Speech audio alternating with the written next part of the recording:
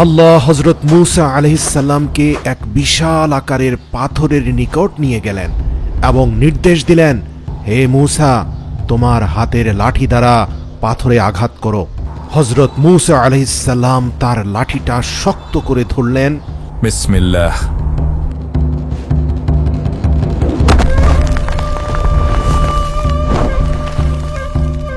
ভাঙা পাথরের ভেতরের দৃশ্য দেখে হযরত মূসা থমকে গেলেন। এই শক্ত কঠিন পাথরের ভেতরে একজন মহান ব্যক্তি বসে আছেন। তার সামনে সারি সারি পানির পেয়ালা, কিছু ফল, কিছু খাবার এমনভাবে সাজানো যেন কোনো আসমানি ফেরেশতা বসে আছেন। মূলত মহান আল্লাহ হযরত মূসা আলাইহিস সালামকে এমন কিছু অজানা বিষয় শিক্ষা দিতে চেয়েছেন যা আজ পর্যন্ত কোনো নবীকে তিনি দেননি। হযরত মূসা বিনীতভাবে সালাম দিয়ে বললেন, উস্তাদ, আল্লাহ আমাকে আপনার নিকট পাঠিয়েছেন। আমি কি আপনার সাথে থেকে কিছু ইলম অর্জন করতে পারি? ওই ব্যক্তি শান্তভাবে বললেন, হ্যাঁ, আমি জানি তোমাকে পাঠানোর কথা ছিল, কিন্তু হে মূসা, তুমি তো আমার সাথে থেকে ধৈর্য ধরতে পারবে না। এই কথা শুনে হযরত মূসা আলাইহিস সালাম খুব অবাক হলেন। ভাবলেন, আমি একজন আল্লাহর নবী, আল্লাহ আমাকে দুনিয়ার বুকে অনেক বড় দায়িত্ব দিয়েছেন, আর আমি কিনা ধৈর্য ধরতে পারবো না। কিন্তু মনের কথা মনেই রেখে দিলেন। খুব শান্তভাবে হযরত মূসা বললেন, ইনশাআল্লাহ আমি অবশ্যই ধৈর্য ধারণ করব। আমি জানি তুমি তা কখনোই করতে পারবে না, তাই আমার শর্ত স্পষ্ট করে তোমাকে জানাচ্ছি। তুমি যদি আমার কর্মকাণ্ড নিয়ে 3 বারের অধিক প্রশ্ন করো, তবে তোমার সাথে আমার সফর সমাপ্ত হয়ে যাবে। হযরত মূসা আলাইহিস সালাম মাথা নেড়ে সম্মতি জানালেন। অতঃপর হযরত খিজির আলাইহিস সালাম পাথরের ভেতর থেকে সোজা হয়ে দাঁড়িয়ে হাঁটতে লাগলেন। হযরত মূসা তাকে পেছন পেছন অনুসরণ করলেন। তাদের সামনে এক বিশাল নদী, প্রবল স্রোতে বহমান। এই নদী দিয়ে যত নৌকাই প্রবাহিত হচ্ছে, কোনো নৌকায় তাদের ডাক শুনছে না। হযরত মূসা করুণ স্বরে এক মাঝির দিকে তাকিয়ে ডাকলেন, ভাই, আল্লাহ ওয়াস্তে আমাদের নদীটা পার করে দেন। অবাক করা বিষয়, সকল মাঝি খুব তাড়াহুড়া নিয়ে তাদের পাশ কাটিয়ে চলে গেল। হযরত মূসা উপলব্ধি করতে পারলেন যে তাদের দরিদ্র পোশাক দেখে মাঝিরা বুঝতে পেরেছে যে তাদের পক্ষে ভাড়া পরিশোধ করা সম্ভব নয়। অতঃপর হযরত মূসা দীর্ঘ সময় অপেক্ষা করে আল্লাহর দরবারে প্রার্থনা করলেন, হে আল্লাহ, আমাদেরকে সাহায্য করুন। ঠিক তখন দূর থেকে দেখা গেল একটা নৌকা আসছে, খুবই জীর্ণশীর্ণ, পুরনো কাঠ। নৌকার মাঝিও খুব দরিদ্র। মাঝি বিনীতভাবে বললেন, আসুন, আমি আপনাদেরকে বিনা পয়সায় নদী পার করে দিব। খিজির আলাইহিস সালামের সাথে হযরত মূসা নৌকায় উঠেই 2 হাত তুলে আল্লাহর দরবারে সেই মাঝির জন্য দোয়া করতে থাকলেন। তিনি বললেন, আমি আল্লাহর কাছে প্রার্থনা করি আপনাকে যেন আল্লাহ একটা সুন্দর নৌকা তৈরি করার তৌফিক দান করেন। আমার দুনিয়াবি সম্পদের কোনো লোভ নেই। দোয়া করুন যেন মৃত্যু পর্যন্ত হৃদয়ে এক এবং অদ্বিতীয় আল্লাহকে ধারণ করতে পারি। আর ঠিক তখনই হযরত খিজির আলাইহিস সালাম, যিনি এতক্ষণ চুপ ছিলেন, তিনি হঠাৎ উঠে দাঁড়ালেন। নৌকাটা তীরের খুব কাছাকাছি আসার সাথে সাথেই নৌকার মাঝ বরাবর সজোরে তার হাতে থাকা লাঠি দিয়ে আঘাত করল, আর সাথে সাথেই নৌকার কাঠ ফেটে ছিদ্র পথ দিয়ে তীব্র বেগে পানি বইতে শুরু করল। হতবিহ্বল মূসা চিৎকার করে বলল, আপনি কি পাগল হয়ে গেছেন? এই লোকটা দয়া করে আমাদের নদী পার করেছে, আর আপনি কৃতজ্ঞতার বদলে তার নৌকা ছিদ্র করে দিলেন। আপনি দেখতে পাচ্ছেন লোকটি হত দরিদ্র। এই নৌকা নষ্ট হলে লোকটা খাবে কি, পরিবার চলবে কিভাবে? তারপর শান্ত চোখে হযরত খিজির আলাইহিস সালাম মূসা আলাইহিস সালামের দিকে তাকিয়ে বললেন, শান্ত হও মূসা, আমি কি তোমাকে বলিনি তুমি আমার সাথে থেকে ধৈর্য ধরতে পারবে না? হযরত মূসা সঙ্গে সঙ্গে থেমে গেলেন।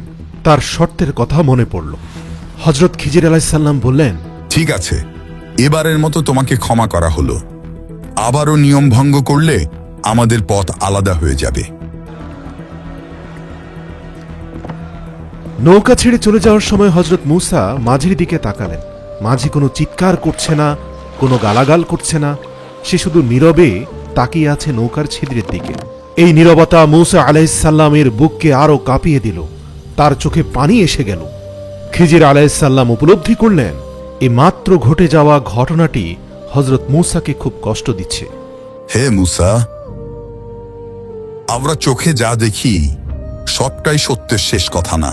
অনেক কিছু থাকে যা মানুষের খালি চোখে স্পষ্ট দেখা যায় না, কিন্তু তোমার রব সেই সব অজানা বিষয় জানেন।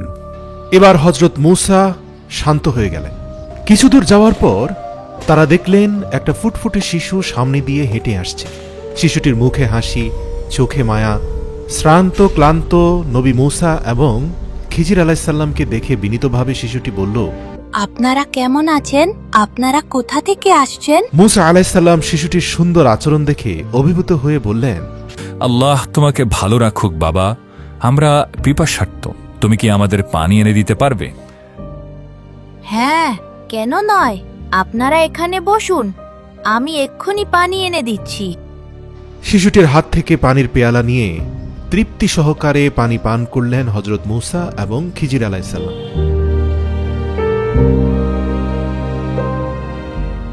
হজরত মূসা খেয়াল করলেন হজরত খিজির শিশুটির দিকে এক দৃষ্টিতে তাকিয়ে আছেন, যেন তিনি শিশুটিকে শুধু দেখছেন না, তিনি শিশুটির ভেতরের কিছু বুঝতে চেষ্টা করছেন।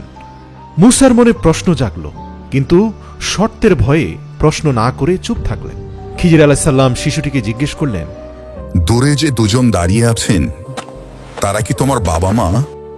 হজরত খিজিরের কথা শুনতে পেয়ে শিশুটির বাবা এগিয়ে এসে বললেন, হুজুর, এটাই আমাদের প্রাণ, আমরা তাকে ছাড়া এক মুহূর্ত বাঁচতে পারি না। সে হাসলে আমরা হাসি, সে কাঁদলে আমরা কাঁদি, আমাদের সুখ দুঃখ সবই ওর সাথে জড়ানো। ঠিক তখনই হজরত খিজির আলাইসাল্লাম হঠাৎ এক আশ্চর্য কাজ করে বসলেন। তিনি সজোরে শিশুটির গায়ে লাঠি দ্বারা একটি আঘাত করলেন, আর মুহূর্তের মধ্যে শিশুটি মাটিতে লুটিয়ে পড়ল এবং তার নড়াচড়া থেমে গেল। হায় আল্লাহ, এ কি ঘটলো? হে পাষাণ, তুমি কি করলে? আমাদের প্রাণ ভোমরা কেড়ে নিলে। হজরত মূসা রাগে কাঁপতে কাঁপতে বলে উঠলেন, আপনি একজন অমানুষ, কি করে এক নিষ্পাপ শিশুকে হত্যা করতে পারলেন?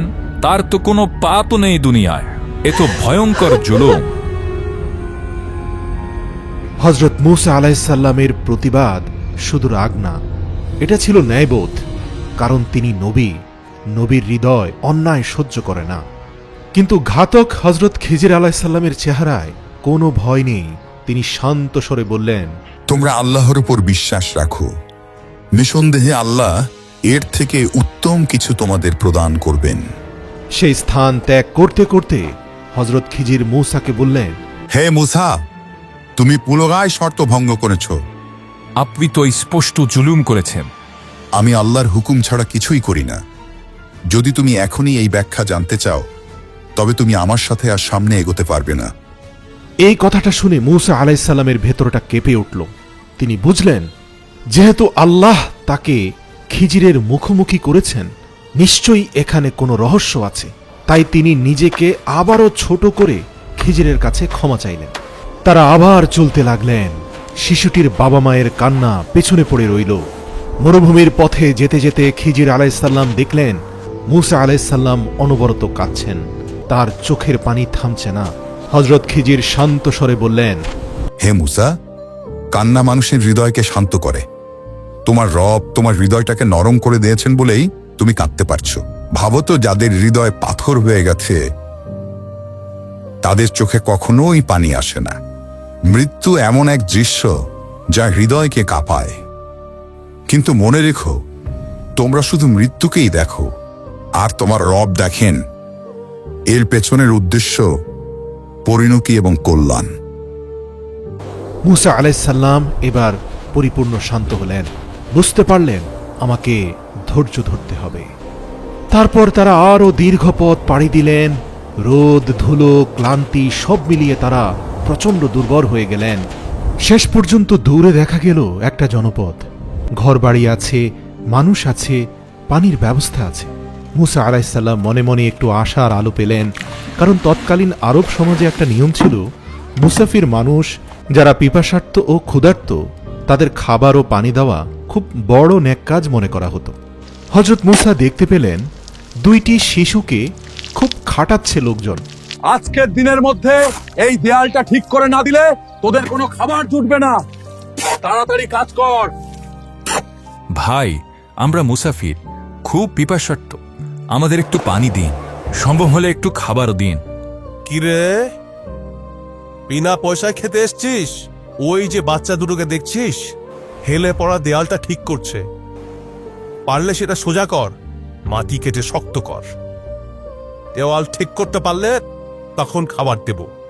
প্রিয় দর্শক, এটা ছিল একজন নবীর জন্য খুবই অপমানজনক আচরণ। তার পাশাপাশি তারা মুসাফিরও ছিল। হযরত মুসা কিছুটা রাগ হলেও খিজির আলাইসাল্লাম রাগ করলেন না, কথা কাটাকাটি করলেন না, উল্টো মুচকি হাসলেন। তারপর মুসা আলাইসাল্লামকে শান্তভাবে বললেন, চলো মুসা, আমরা কাজে নেমে পড়ি। দেওয়ালটা সোজা করতে হবে। মুসা আলাইসাল্লাম অবাক হয়ে গেলেন, কিন্তু কোনো প্রশ্ন না করে খিজির আলাইসাল্লামের সাথে কাজে নেমে পড়লেন। মুসা আলাইসাল্লাম দেখতে পেলেন সেই দুইটি শিশুর পক্ষে এই দেয়ালকে সোজা করা কখনোই সম্ভব নয়। এটা অত্যন্ত ভারী কাজ, অনেক খাটুনি প্রয়োজন। মুসা আলাইসাল্লাম এবং খিজির আলাইসাল্লাম কঠোর পরিশ্রম শুরু করলেন। কখনো রোদে পুড়ছেন, কখনো ক্লান্ত শরীরে ঘুমিয়ে পড়ছেন, আবারও কাজ শুরু করছেন।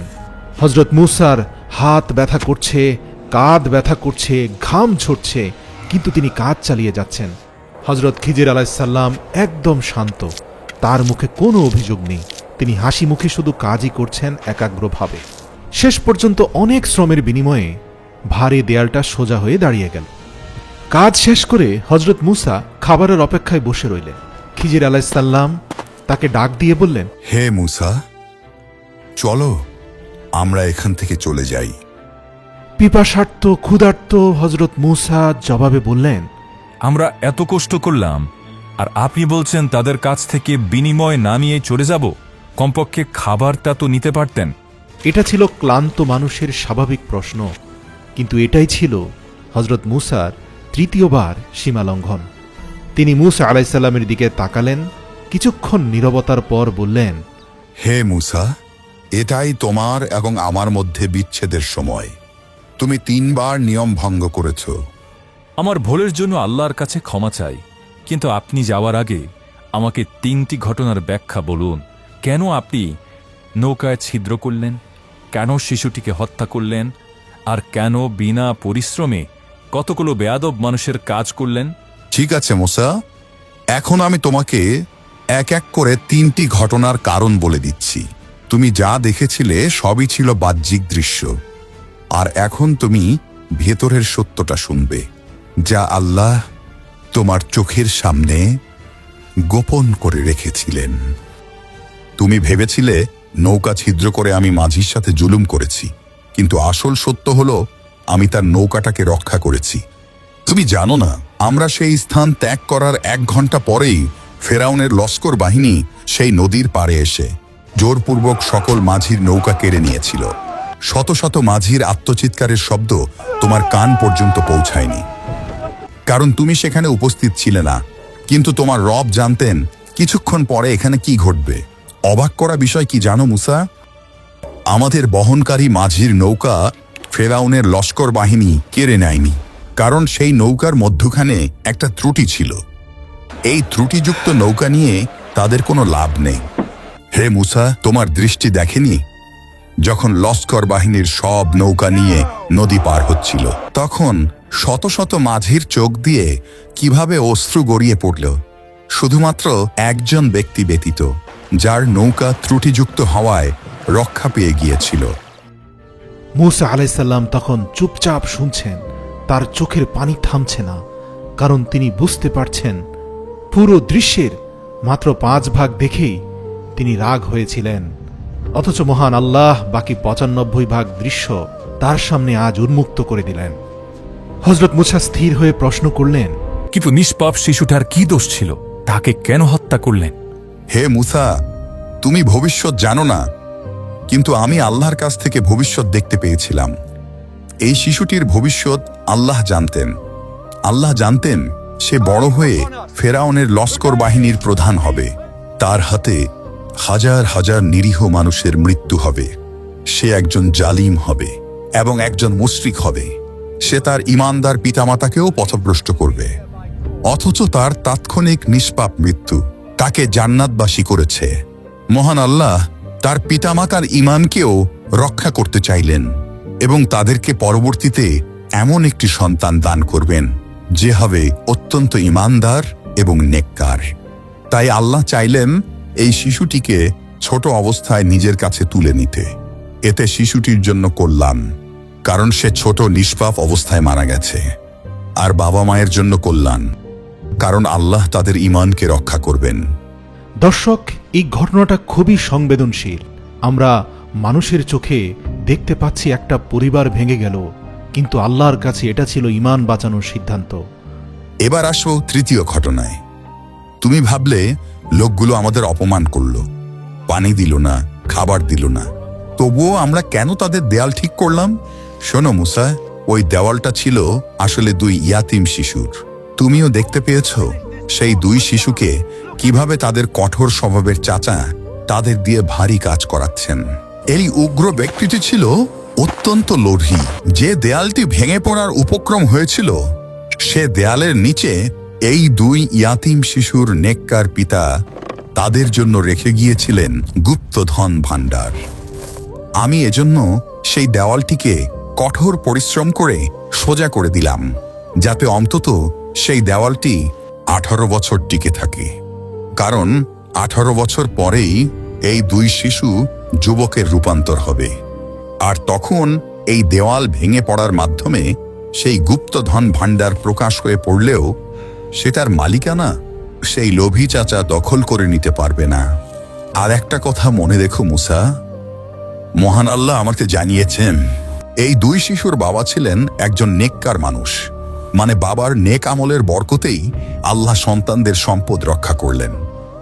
পবিত্র কোরআনের এই ঘটনা দ্বারা স্পষ্ট বোঝা যায়, একজন নেককার বাবা মায়ের ন্যাক আমল সন্তানের জীবনেও বরকত বয়ে নিয়ে আসে। এগুলো আমি নিজের ইচ্ছায় করিনি, আমি যা করেছি আল্লাহর আদেশে করেছি। সব কিছু জানার পর হযরত মূসা আলাইহিস সালাম নিজের চোখের পানি ধরে রাখতে পারলেন না। তিনি উপলব্ধি করলেন, এত বড় নবী হয়েও সবকিছু বোঝার ক্ষমতা আল্লাহ তাকে দেননি, কারণ গায়েবের জ্ঞান শুধু আল্লাহর কাছেই রয়েছে। তিনি যাকে চাইবেন তাকেই তা প্রদান করবেন, যতটুকু চাইবেন ততটুকুই প্রদান করবেন। মূসা আলাইহিস সালাম সিজদায় লুটিয়ে পড়লেন এবং দোয়া করতে থাকলেন, হে আমার রব, আমি বুঝে গেছি আমার দেখা সবকিছুই শেষ কথা নয়। কত কিছু দেখে আমরা রাগ করি, বিচার চাই, অভিযোগ করি, কিন্তু পরিণতি কি তা শুধু তুমিই জানো। হে আল্লাহ, আমাদের অন্তরে নূর দাও, যেন আমরা হেরে গিয়েও আলহামদুলিল্লাহ বলতে পারি। আলহামদুলিল্লাহ। আমাদের অন্তরে নম্রতা দাও, যেন দুনিয়াবী সম্পদ পেয়েও অহংকার না করি, সব অবস্থায় তোমার উপর পূর্ণ ভরসা রাখি। প্রিয় দর্শক, কখনোই বলবেন না, আল্লাহ কেন আমার সাথে এমনটা করলেন?